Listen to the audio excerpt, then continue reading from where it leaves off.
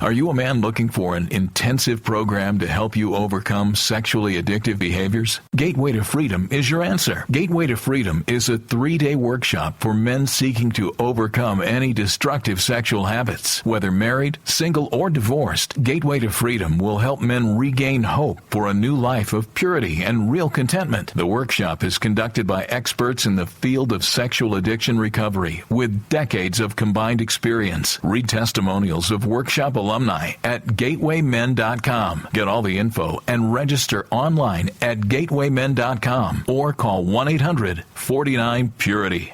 Hi, my name is Jonathan, and I'm the founder of the Gateway to Freedom Workshop. I want to personally invite you to be part of our next workshop coming up June 24th through the 26th in Texas. So call us today at 210-822-8201 or visit gatewaymen.com.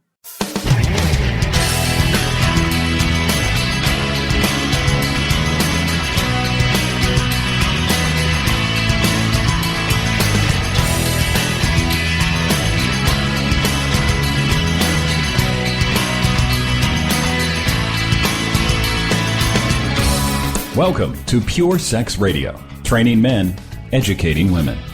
Are you ready to get real and start living each day in purity? This dynamic program is designed to educate, encourage, and equip listeners with the tools necessary for living a life of sexual purity. Pure Sex Radio brings you the best in mobile talk radio. Listen to real-life struggles, learn how to overcome lust, pornography, and sex addiction, and get serious about purity. Your hosts for Pure Sex Radio are Jonathan Doherty and Stephen Cervantes.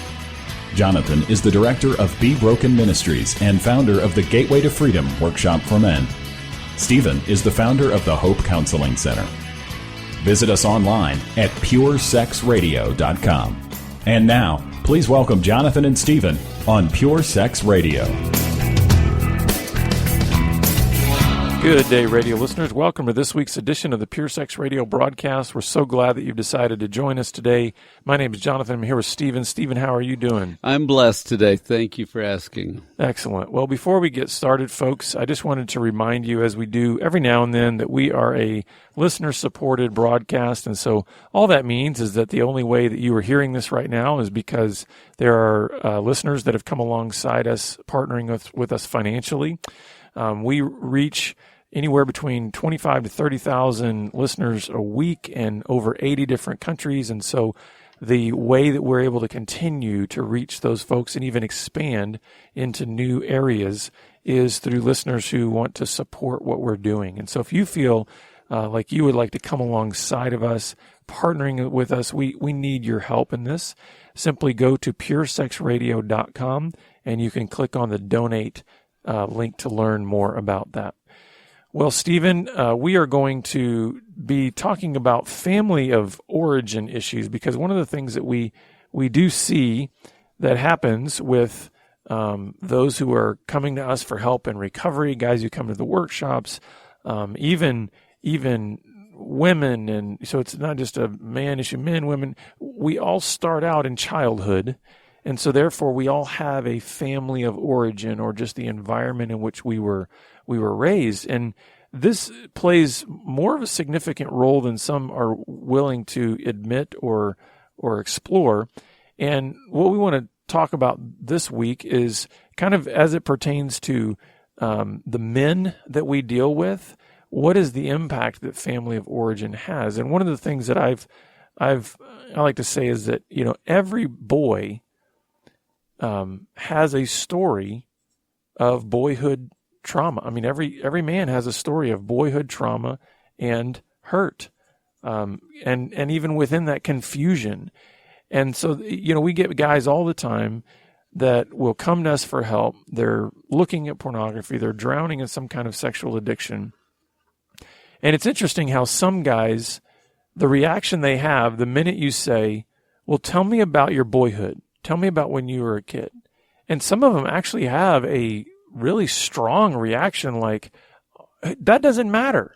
Yes, why are you wanting to go there? Because listen, I just told you that I'm a 45-year-old man that is looking at pornography 2 to 3 hours a day. Why? What does it matter what I experienced at 7 years old? What does it matter?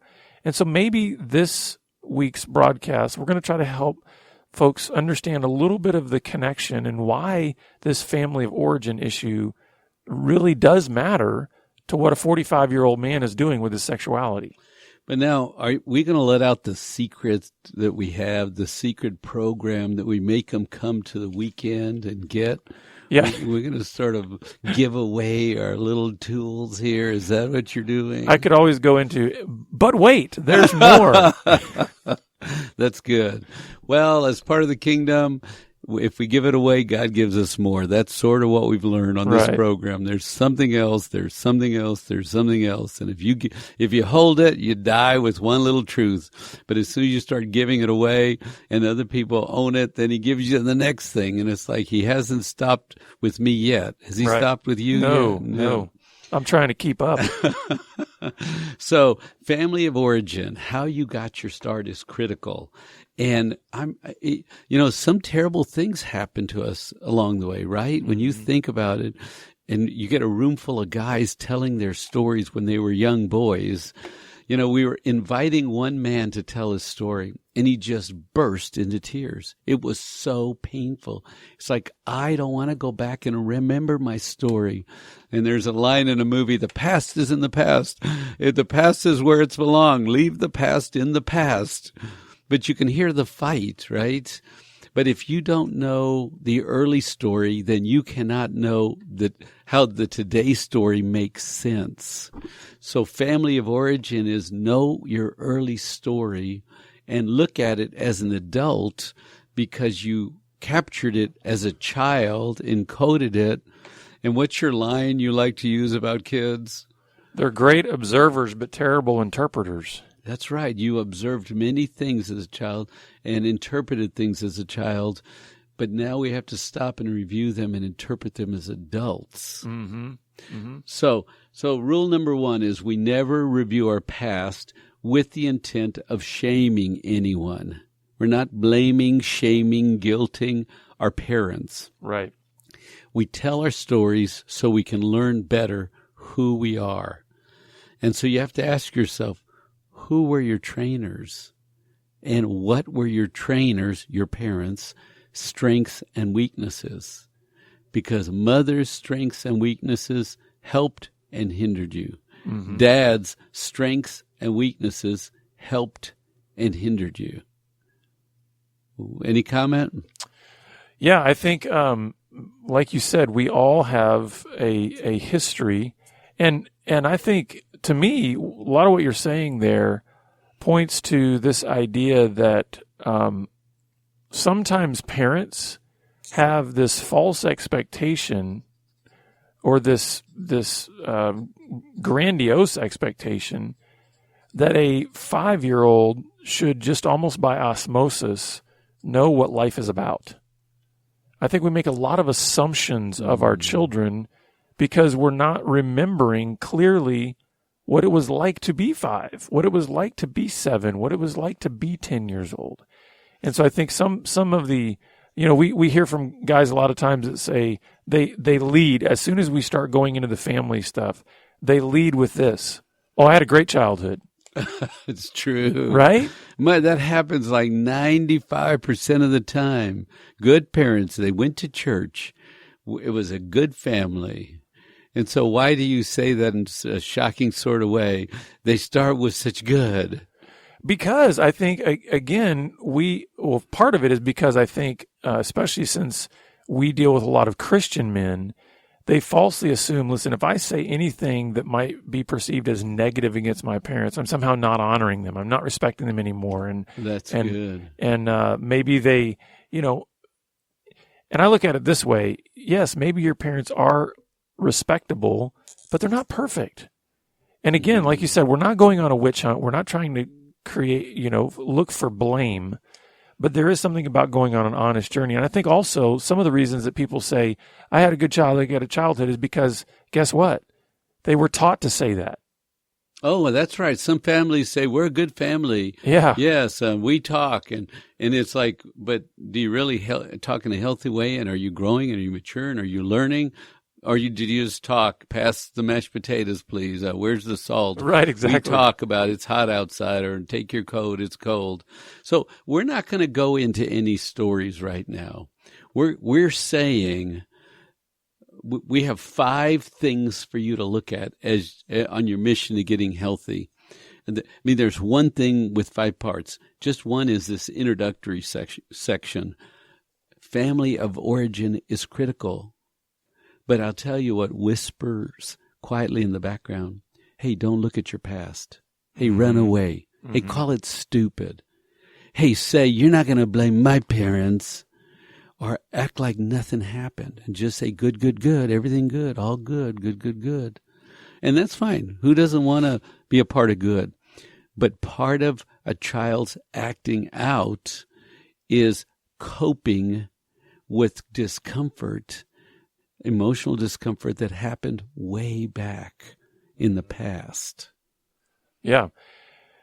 As you're saying that, I'm thinking there's so much confusion. Like once you start digging into the family of origin issues, what you find is even these guys that say, hey, it was all good, it was nothing, you find that at the very least, every man, and you can say this of women too, but we're really dealing with the men here in this broadcast, every man experienced confusion in boyhood in their family.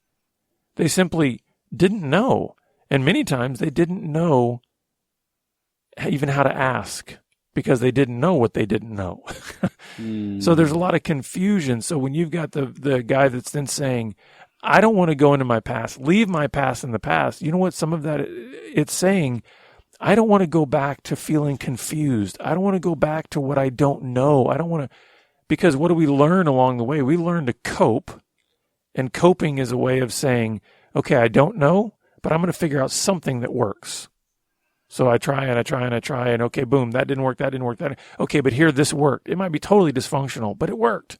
Yes. And so to take a 45-year-old man and then say, we really need to go back into your family of origin issues. It's like panic attack. Yes. Because he's going, wait a second. I've learned how to cope. Yeah, sure, it's dysfunctional, but I don't want to go back to the feeling of not knowing or the feeling of being confused. And that's what I think many men don't even realize that that's what they're resisting, but almost on a subconscious level, they're saying, if you want me to go back in my past, you're asking me to go back to that very scary, confused place. Yes. Even absolutely. if I came from a quote unquote good home, I was still confused. I still didn't know, Yes. Yeah, that's good. So I think as part of doing your family of origin work, you have to say it out loud. You have to map it out, talk to an adult, think about it, say it, own it. You can't just carry the story quietly in the back, because when you say it, and we've seen this as men start to talk, they start to put pieces together and they start saying, I had a controlling mother, and that's why if anybody tries to control me, I turn into this rageaholic. Mm-hmm. But when you start to say, I came from a controlling home with a controlling mother, and we didn't have freedom, and then I think, oh my goodness, if somebody tells me what to do, I'm in their face. Don't you try to control me, right? Then you can start putting together, but you have to say it out loud. You have to own it. You have to say it. So I would go on to say that the fear is that my past has brokenness in it. And this is your point. What if you see my brokenness? Mm-hmm. What if you see my brokenness? And if you see my brokenness, what if I know that I was a weak, failing boy and I did bad? And what if you see and think, I am bad? Mm-hmm. I don't want you to know that. Well, and the idea of not seeing my brokenness is one of the reasons why I think many men are quick to defend their parents, to defend their childhood. But also, like what you're saying, if I knew, even growing up, how confused I was, if I knew that somewhere along the way I picked up some habits that did not turn out well, but yet helped me to survive, you might see all of my imperfection of how I did childhood. You might see that the answers and the coping that I came up with has actually landed me here in your office at 45 years old. And so some of it is saying, listen, Stephen, all I want you to do is, I got a porn problem, okay? I want you to give me the 3 simple steps to fix my internet porn problem without having to get into my junk. Mm-hmm. And I mean, think about how that actually plays in to the very child that he was. And I'm not saying that in a derogatory way. That's the very child that's saying, I don't want you to see me as confused, Mom. I don't want you to see me as weak, Dad. I don't want you to see me as not knowing what to do. Or calling me bad. Yeah. And I had this thought, if I'm scared of being called bad, then I'm going to say, there was only good in my past. It's all good. If I'm scared of being called bad, I can't have the word anywhere around me, anywhere in my story. So I say the opposite. My family was good. They were good. Don't you know? I'm good. Because if I say, hey, bad happened, then it may implicate me as bad. Mm-hmm. Yeah, and who wants that, right?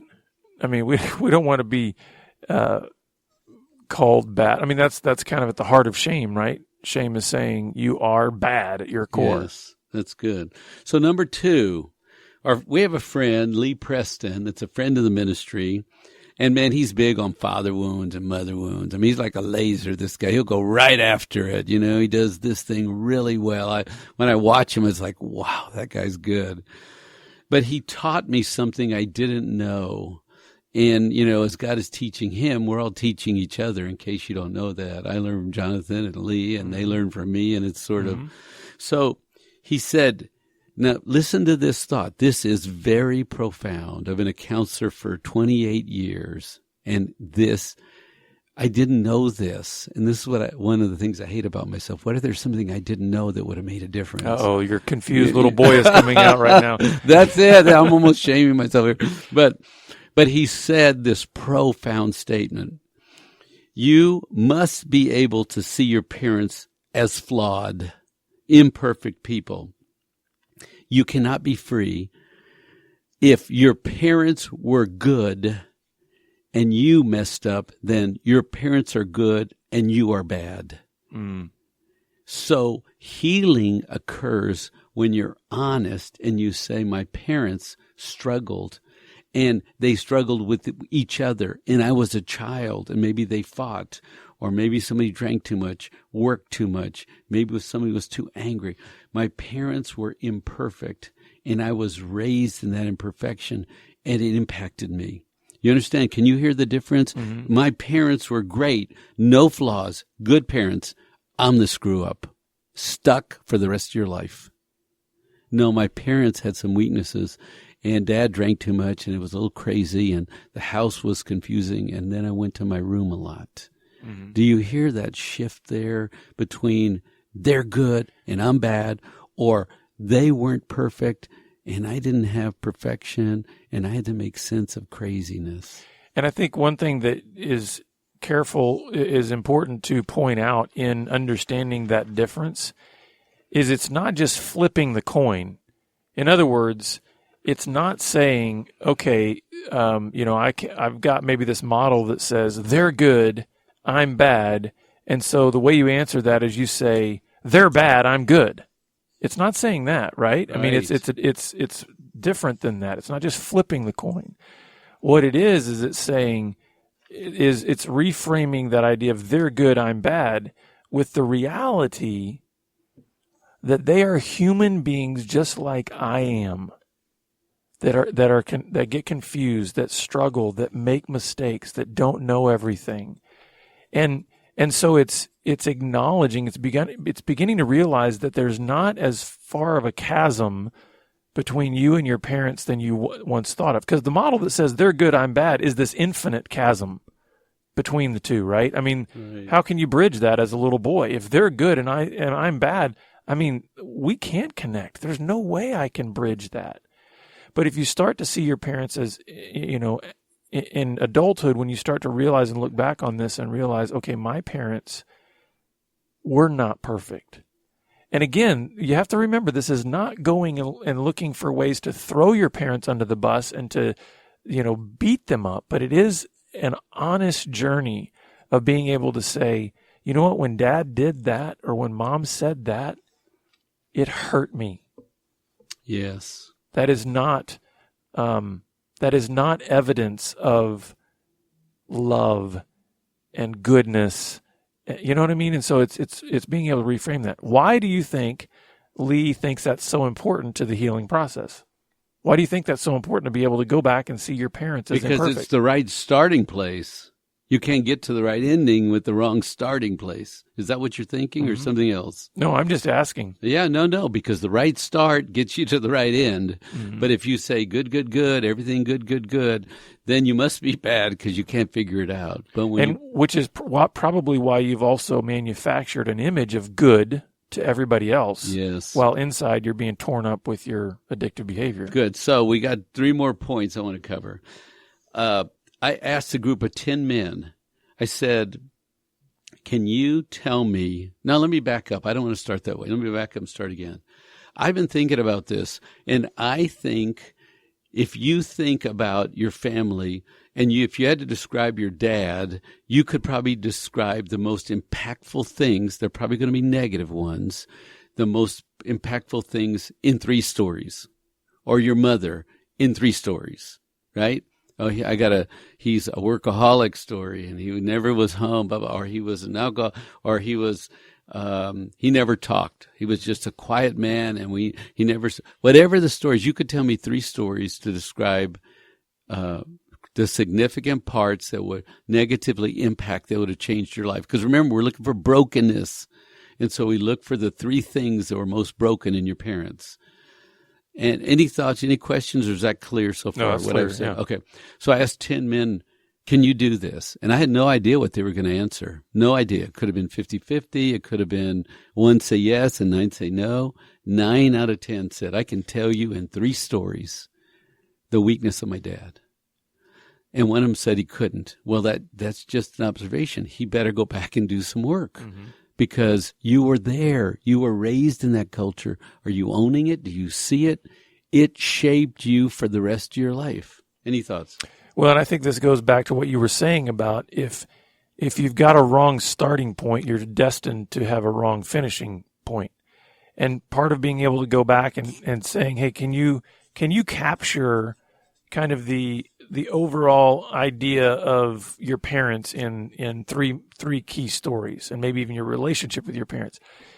If somebody is unable to do that, it just shows me that they're probably more disconnected than they might realize. I mean, they're very disconnected from being able to even see the effect therefore that their parents had on their lives. If you can't, kind of capture some key stories that signify what your relationship was like with your parents growing up, that's saying you're pretty disconnected, I think, from. That's good. Yes. It's your story. It's your life. You're disconnected from your story.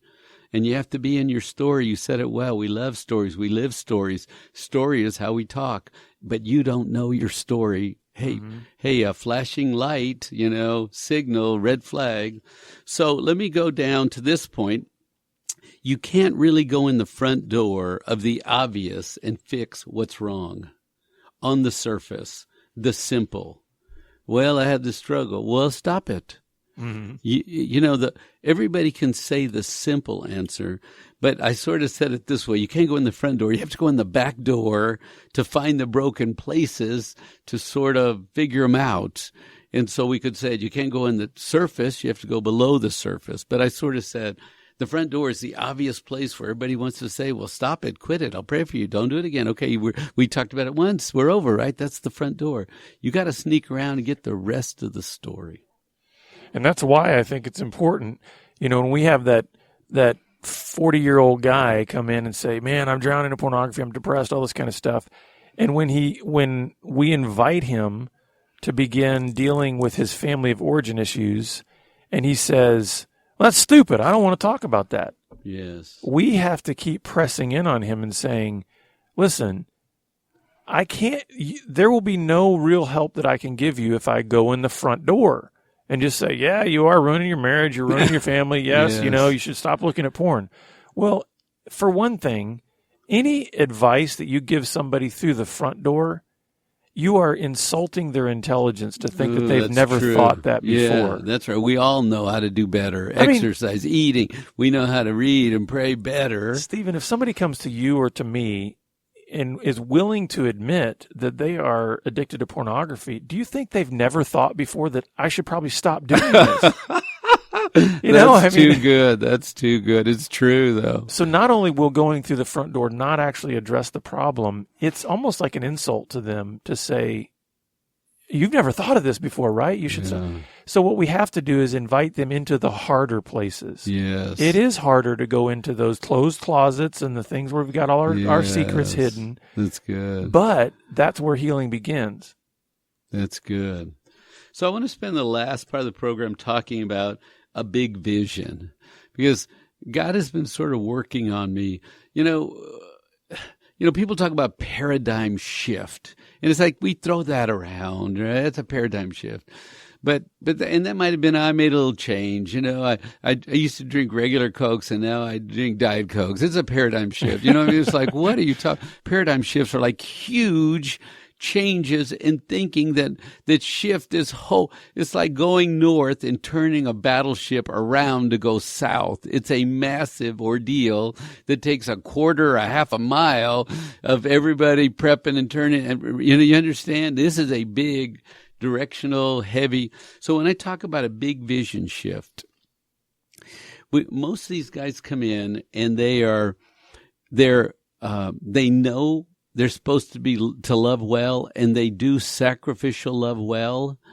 They try to do relationship love well, but they don't know how to love well enough to get their lust under control. And so they end up developing this very sophisticated lust life. Mm-hmm. And they do some loving too. They sacrifice, they go to work, they give, they feed their children, they put shirts on their backs, but there's this conflicting, I have to have both. But what do you think when I say that? Well, I think you've said it before in this way that, many men are on a mission to be a great luster when the real mission is to be a great lover. And so I like the way you put it there, though, that some men, they haven't learned to love well enough to get lust under control. And it's interesting. I like the way you put that, because you're saying, listen, the way you actually break free from lust is not by trying to stop it. Yes. It's by actually trying to engage something that is so much bigger and transcends lust on such a level that it draws you out into something that is larger than yourself, mm-hmm. that's truly good, and therefore, as you pursue that mission, you by default are removing yourself from the other mission of being a great luster. Yes, and you get so caught up in it, right? And it's so restful, peaceful, good. And you think about who God is. He said, I am love, and then you're made in my image, so you have your Father's design. And so we are designed to be great lovers, but we got wounded in the battle and the journey, and we picked up some bad coping. But what if we could build a vision, catch a vision? It's already built, actually, but catch the vision, move to make the paradigm shift, move to a new vision. In solution-focused therapy, they say, well, what if you were that person? Imagine yourself being that person. Start to dream and think about what's next. And so I'm proposing, what if you had a really big vision that you were going to be a great lover, and that's what God's called to? Might that help you shift out of the small vision of small, broken loser, scared, bad, desperate panic, to just repeat, I'm made to be a great lover. Mm-hmm. That's what I'm made for. And that's where we're going to close the program. So I hope that there have been some things that have stirred in you about your own story. And hopefully you also want to capture this or catch this big vision of being a great lover. And we'd love to help you along that way. So please contact us after the program. And we'll look forward to having you back here next week on the Pure Sex Radio broadcast. Pure Sex Radio is paid for by Be Broken Ministries. Visit us online at puresexradio.com.